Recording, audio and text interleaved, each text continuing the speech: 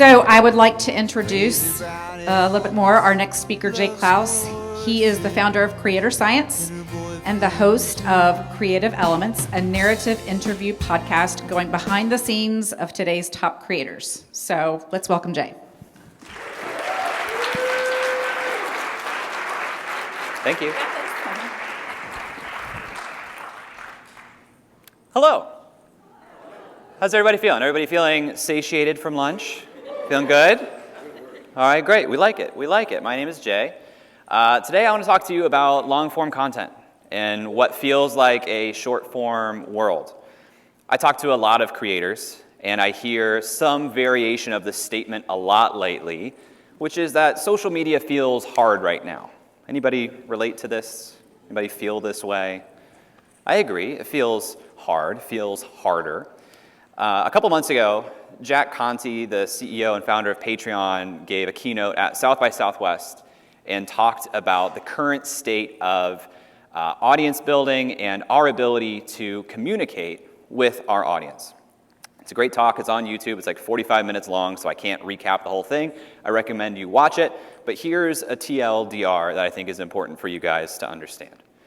In the 2000s, at the beginning of social media, we had chronological subscription feeds. When we chose that we wanted to hear from somebody, some creator, we had a feed presented to us of updates from all those creators that we had chosen to hear from, and those updates were presented chronologically as to when they were posted.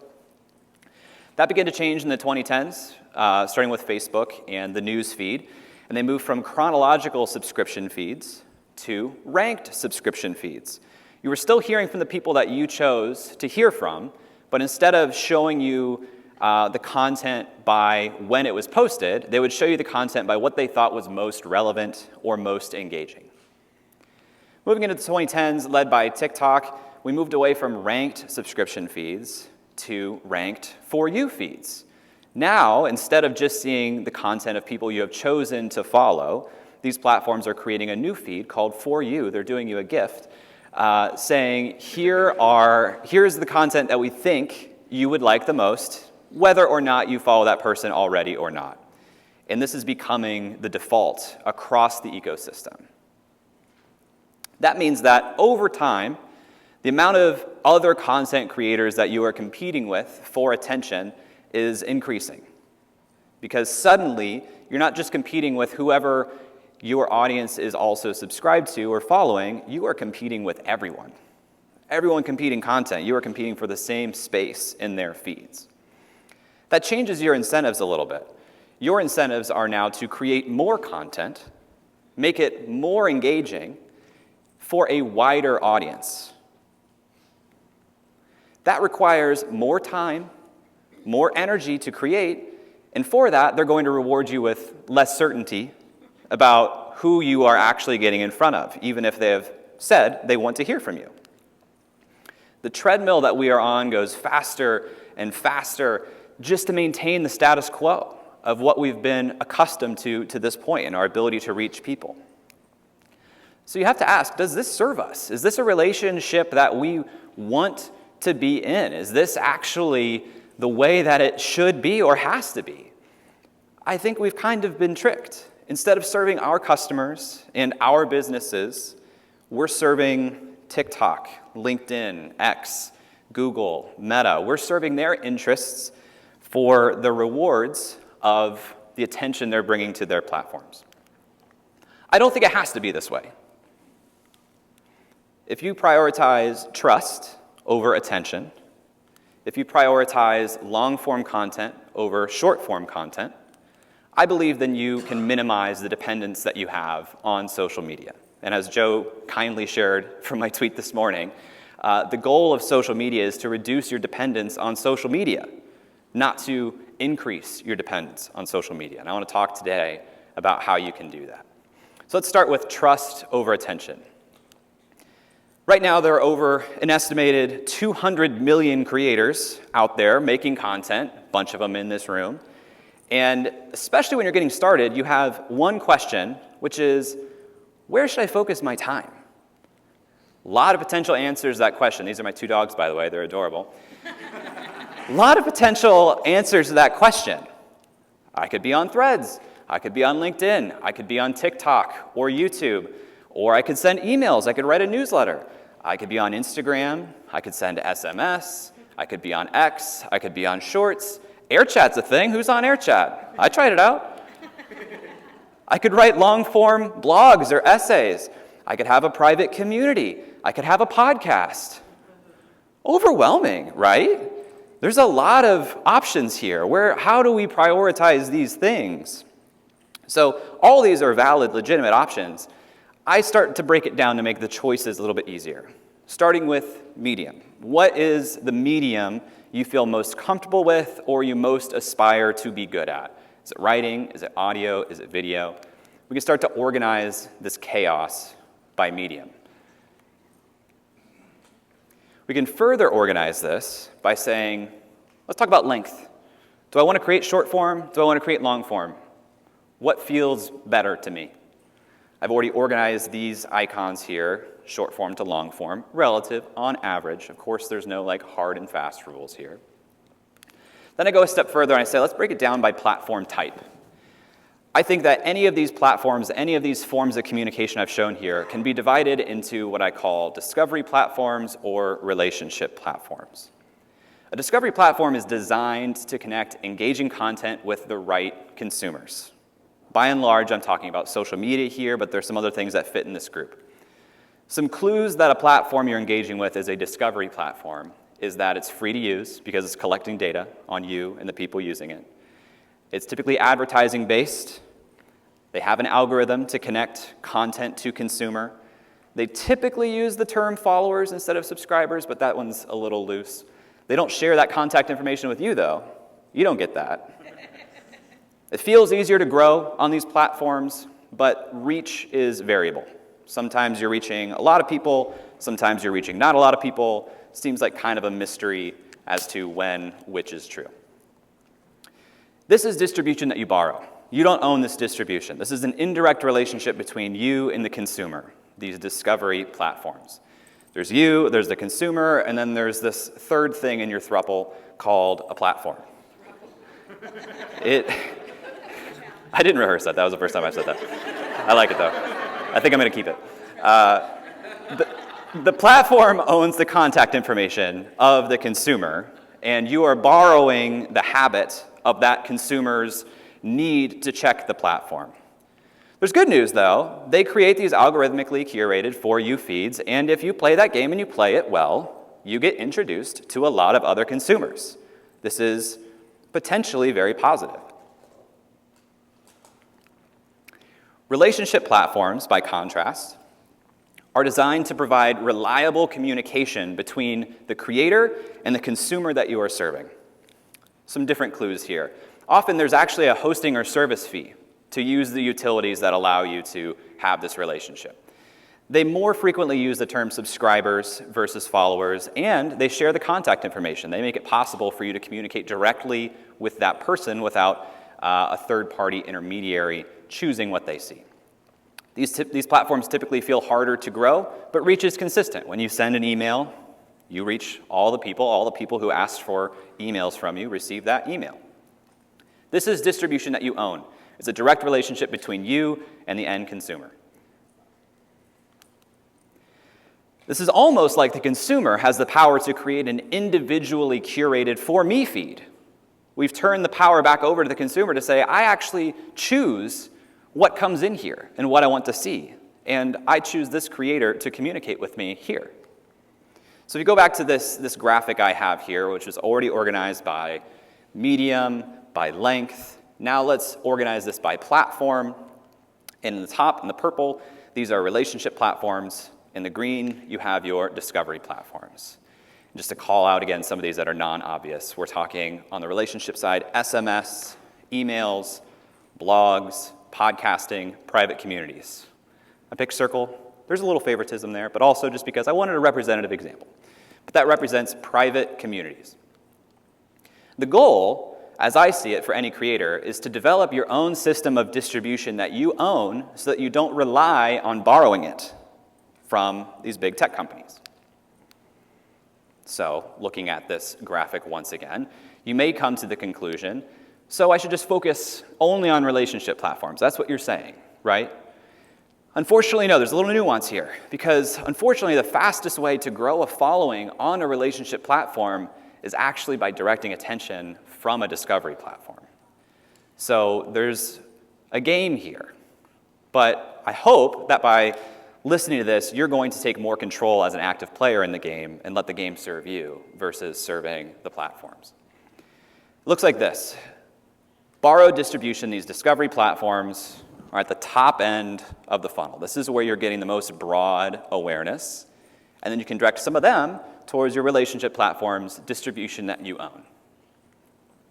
This is an example you might be creating on LinkedIn or X, and as a consequence, you can introduce the people giving you attention on those platforms to your newsletter. Somebody that does this exceptionally well is my friend Justin. He is so good at getting attention on social media and then directing it seamlessly in a compelling way to his relationship platform, his newsletter, the Saturday Solopreneur. Another example would be you're creating on YouTube or TikTok or Instagram as a way to get people to find your podcast, a platform that's notoriously difficult to grow. There's this couple on Instagram named Alex and John. They make hilarious couples videos. My wife and I send them to each other all the time. And they have parlayed that success into growing their podcast. Yes, they have another Instagram page for their podcast, but they have a true podcast. And the way they get new people to that podcast is by attracting attention on Instagram, directing it to the podcast. There's a third step here. If you think about these as steps in a funnel, the third step is your paid products. At the top of the funnel, discovery platforms bring you awareness. Your relationship platforms are where you develop trust with your consumer. And then that is the prerequisite for transactions. That is where you convince people to say, hey, I have something that can serve you. Now that you know, like, and trust me, you might want to consider these paid products. If you have just this, if you do just start with relationship platforms, that can be sufficient to build the trust, to get to paid products, to build a nice business. This can give you a resilient business that you control, just these two things. If you just have this, and you don't have the middle step, you have a really leaky bucket that's very dependent on social media, and it's actually very difficult to bridge this gap between the two. Possible, but difficult and inefficient. So I look at this and I say, you want all three layers of this. This is the best of all worlds. Of course, you want all of these things. So when you look at these options, we can map these same options onto this same visual, okay? So as I look at this still busy, still pretty overwhelming chart, where you have the best of all worlds, you're getting in front of new people, you're building awareness, you're developing trust, you're moving towards a transaction. Let's make this a little bit simpler. I think, oh, and by the way, you might be wondering why these two are on the line. What does that mean? Did Jay not pixel push? Pick a lane. These are two interesting characteristics. Again, the bottom one represents private communities. And some private communities are actually paid products. So we put it on the line. Some of them are free, some of them are paid. Sometimes that is the product you're building. YouTube is interesting because while I would technically classify this as a discovery platform, there's a lot of precedent for people creating long-form YouTube videos, building really strong relationships. People choose to watch their subscription feeds, and this is actually where they're building deep trust. So we're going to give them some grace. We're going to keep them on the line until I change my mind. Anyway, back to this. We look at this whole graph. We want to simplify this a little bit more. I think you should pick two. One discovery, so anything in this top row. One relationship platform, anything in this middle row. Just start with two. You might expand to more, but let's start with two, and let's pick one in each category. And ideally, you pick them in the same column, same platform. Audiences are more portable in the same medium because they have shown that their preference is to consume content in this way. It's easier to say, hey, you've been reading my posts on LinkedIn, join my newsletter. Harder to say, hey, you've been reading my posts on LinkedIn, subscribe to my podcast. Breaking the barrier from reading to listening, it's difficult. It's difficult to port people across there. Easier to say, hey, you've been following my videos on Instagram, I've got long-form videos on YouTube. More difficult to say, hey, you've been following my reels on Instagram, subscribe to my newsletter. Again, possible, but like less portable. So ideally, you pick them in the same column, and that's a really, really good starting point. I would start with the relationship platform, because it turns out the best way to move someone into your relationship platforms is at the point of them discovering you. The best time to start building trust is immediately after someone becomes aware that you exist, because at the point that they discover your content on social media, you have my attention. You know at that moment, you can direct me somewhere potentially. Fast forward 3 months, if I discovered you 3 months ago and I'm no longer being served your short form videos, you might not get the opportunity to say, hey, by the way, I'm now posting over on YouTube. The faster you redirect someone's attention after they discover you on a discovery platform, the better off you are. So I say start in this middle tier. Otherwise, you will have this leaky bucket situation where people find you on short form, people find you on social media, but then they just kind of fall out of your universe, and they're still there, they're still captured in a number that looks really nice and feels really good, but you know, looking at your analytics, you're not actually reaching all those people. It's best to start in the middle tier. Trust takes time to earn. I'm obsessed with the topic of trust right now. The better we know somebody, or the better we think we know somebody, the more we feel like we can trust them.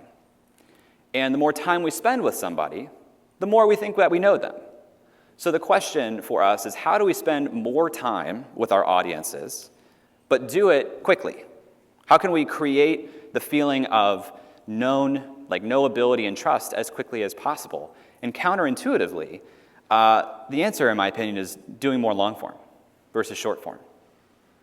Think about it this way. If somebody watches a 60-second video you put on Instagram Reels or watches a 20-minute video on YouTube, where do they feel like they've spent more time with you? Where do they feel like they know you better? Right now, our culture is obsessed with short-form content. And it makes sense because it's engaging. It's low commitment on the part of the consumer. It's easier to go viral.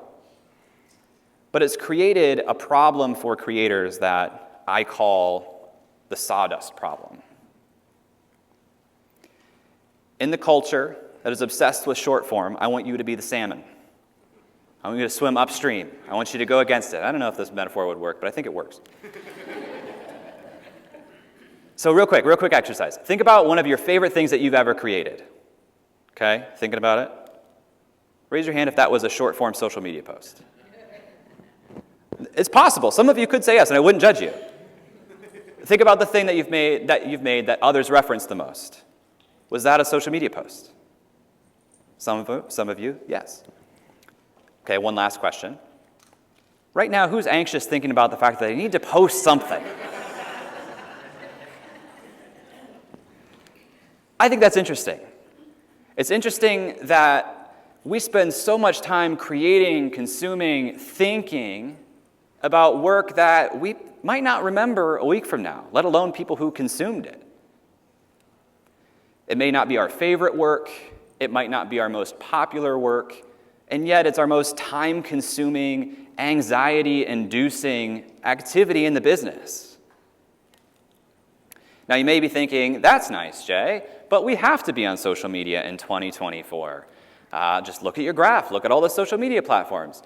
If you are not on TikTok, if you're not on Instagram, if you're not on Shorts, if you're not on X, if you're not on LinkedIn, do you even exist? Good question. There are two things I believe that I want to just put out front here. Social media in short form is useful. There is good content here. A lot of times when I'm trying to learn something and I just want to learn as quick as possible, I go to TikTok, I search for it, I find it. It's very, very useful. And I also believe that some creators do their best work on social media in short form. It's something they love to do, and they should continue to do the thing that they love to do. But I do believe that culturally, we have overemphasized it.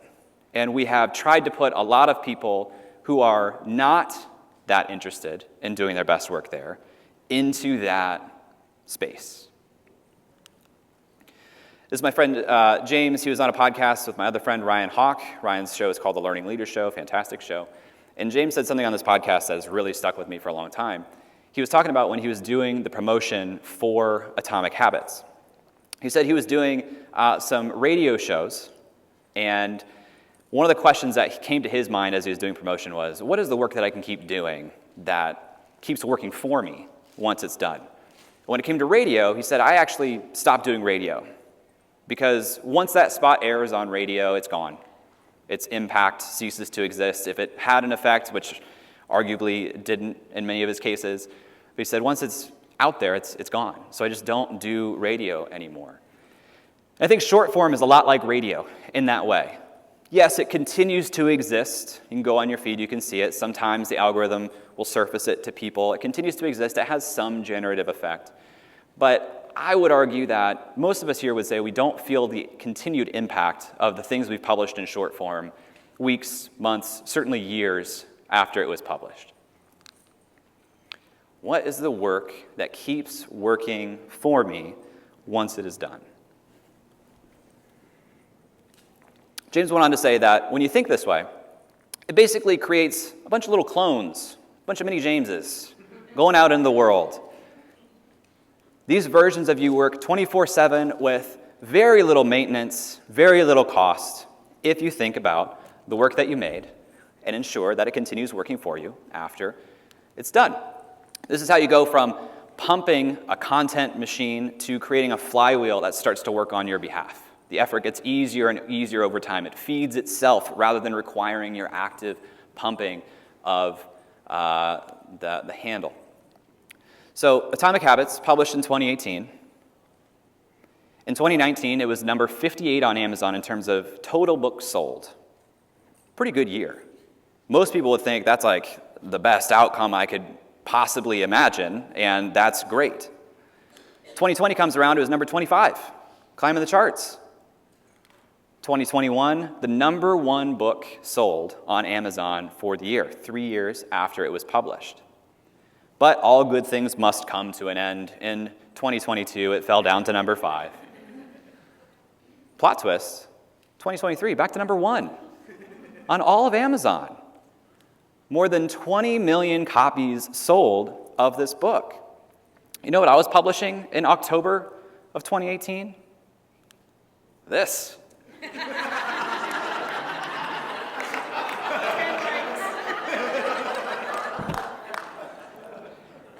Funny. Not exactly enduring. Not a lot of people coming up and saying, that fitted sheet tweet you put out, though. Not building a ton of trust, not building a ton of enterprise value. James is an exceptional example, but he's not an exception. There are a lot of books that have similar stories to Atomic Habits. You have Steal Like an Artist, Wild, 7 Habits of Highly Effective People. Second time that book's come up today, Joe. The E-Myth Revisited, How to Win Friends and Influence People, The War of Art, Dare to Lead. These books have extraordinary shelf life and staying power. But this isn't about just books and authors either. This applies to podcasts. Tim Ferriss' show is the first podcast I ever listened to. I would say it's actually still the podcast I listen to the most. Pretty wild. It applies to YouTube videos. There are YouTube videos that continue to drive thousands, tens of thousands, hundreds of thousands of views per year and like huge revenue. First to essays. 1,000 True Fans is referenced all the time today in the creator community. Paul Graham's essays referenced all the time. Just ideas. The idea inherent in Simon Sinek's talk, How Great Leaders Inspire Action, Start With Why. Yes, it spawned a book, but it's a framework that people talk about. Speaking of frameworks, the hero's journey. Anytime people talk about storytelling, the hero's journey comes up. Methods, the Feynman technique. If you want to learn something, people talk about the Feynman technique. These things are assets. As Joe said this morning, assets retain or appreciate in value. Are short-form posts assets? Again, no one's talking about the fitted sheet anymore. Maybe some of them, maybe. I'm not definitively saying none of them, but let's talk about the probabilities here. When you consider them against blog posts or YouTube videos or courses, email-based courses, they just generate less ongoing, enduring value. Not only are those things long-lasting, but they develop more trust more quickly as well. They're harder to get attention to. It's harder to drive people to your newsletter. It's harder to drive people to your podcast. It's just hard to do. But if you do, when you do, that attention is much more quickly converted into trust. And as we saw earlier, that is prerequisite to moving down the customer journey. So let's go a step further here. One of the greatest assets you can create, we heard this from Pam this morning, intellectual property. Intellectual property is a work or invention that is the result of creativity, such as a manuscript or a design, to one which has the rights and which may apply for a patent, copyright, trademark. Legalese, fun definition, but in case you need to know what intellectual property is. Steamboat Willie, intellectual property. Captain America, intellectual property. Still being leveraged today, owned by Walt Disney or the Walt Disney Trust, whatever that is, previously owned by Stan Lee. These things are still generating massive value decades and decades later. Disneyland, the entire Marvel universe. This stuff was created, conceptualized decades ago, still driving massive, arguably more value today. Huge businesses are built on intellectual property. And long-form content is not just a great way to leverage and distribute IP. Long-form content is a great way to develop IP. This is where we're doing some of our best work, our best thinking, creating our most unique ideas. They need space to explore, space to breathe, and that space is provided by long-form content. The great thing about IP, by the way, is that other people will promote it on your behalf. I mentioned the Feynman technique earlier. Some of the most prolific, greatest creators on the planet, they often share and cite the Feynman technique as their own short-form content. Here's Sahil Bloom's post about it. Shane Parrish at Farnham Street has written an article about the Feynman technique. This IP was created, put out into the world, was so strong that other people who are playing the short-form game are piggybacking off of it to get their own attention, but by proxy, this is generating a ton of value for the idea of the Feynman technique. And that is possible for anybody that creates some sort of method, framework, idea, intellectual property broadly. You do a good enough job, the people who are actually just continuing to run on the short-form treadmill, they'll spread it on your behalf. No additional work for you, huge additional upside. Now, I know you may be thinking, social media wasn't even around then. This is Justin Moore, by the way. Social media wasn't even around then. And James Clear still uses social media. And you're right, both of those things are true. James is on Twitter, he's on Instagram, he's on LinkedIn. That all came after the book. Which brings us back to the sawdust problem. In 2020, I don't know if Jack Butcher completely started this idea or if he did a really good job of naming it, as Jack Butcher does, great at naming things. But he had this thread that I loved called Sell Your Sawdust. He said the concept of selling sawdust is simply sharing the byproduct of your work. The fidelity of your ideas increases as you share them. So he's saying you're already doing work. There is a byproduct of that effort that might not make it into the final work, but you should share that as its own thing. It's even going to improve your own thinking. This metaphor has particular significance to me because my dad is a woodworker, makes fantastic furniture.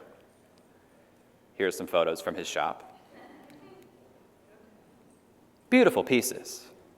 Things that will last decades at least, if not more than a century. Sawdust is the natural byproduct of creating something beautiful, something enduring. Not everything makes it into the final product. This is what I love about the build in public movement. You have lessons learned, ideas that were scrapped along the way, challenges, triumphs, things that happen in the natural course of the pursuit of creating something great and valuable and enduring. Sawdust is useful and valuable. There are uses for sawdust. But it's not as useful and valuable as a kitchen table, kitchen cabinets, a dresser. If you go back to James here for a second, the posts that he puts on social media, they came from the book. This is from chapter 4 of Atomic Habits. This is from his newsletter, 321. High-performing, engaging, great posts, not created for the purpose of social media, created and then brought over to social media. This is James's sawdust. This is how he goes, again, from pumping constantly the content machine to creating a flywheel that starts to work for him. Let's break this down. You have the book. That sawdust gives you short-form content. That short-form content drives people to your relationship platform of email. That gives him owned distribution, an audience he can communicate with anytime he wants and say, hey, by the way, I have a book. Would you like to purchase the book? Amazon's running a special today. He even has parts of the book that direct people back to ConvertKit, to drive people back to his relationship platform. This is a wonderful, wonderful flywheel and system that he has here. And when he has Atomic Habits 2, The Reckoning, whatever it is, he has a system built in to say, new book, who dis? I'm ad-libbing a lot. I thank you guys for playing along. This is a great system. This is how you have a best-selling book on all of Amazon 5 years after it's published. He has a best-of-all-worlds situation here that started from his owned platforms, of his email list, of the book. Now, if we break this down and go backwards and say, actually, we don't have the main product. I don't have the thing that derives the sawdust yet. I don't have the main pursuit. I'm just posting on social media. I'm just producing sawdust. Well, it doesn't give you this same owned system of distribution, and you don't have anywhere to direct them. What are we doing here? Who are we performing for? What's the point of this? You have this leaky bucket where you have gotten attention and you have a nice following number, but to what end? What are you doing with it?